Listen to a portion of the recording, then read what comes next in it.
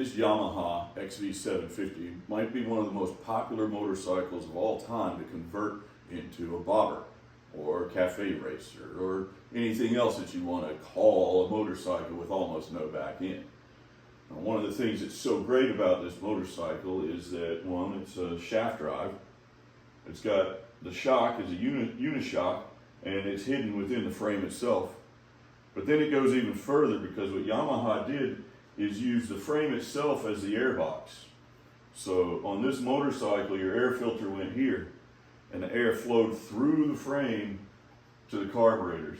It also pulled a vacuum.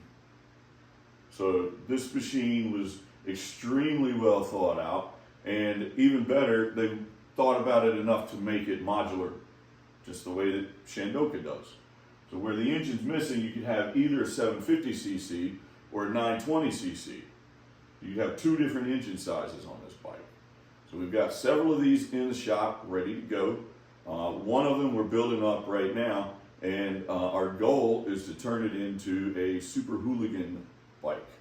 So SuperHooligan is an open class race put on by Moto America, and it allows electrics and gas bikes to run in the same heats. So we think that that is a really awesome way to introduce more people to electric motorcycles, and gives people like us a chance to really show what we can do with an old 40 or 50-year-old motorcycle. You can bring it right back to life and run it on electric.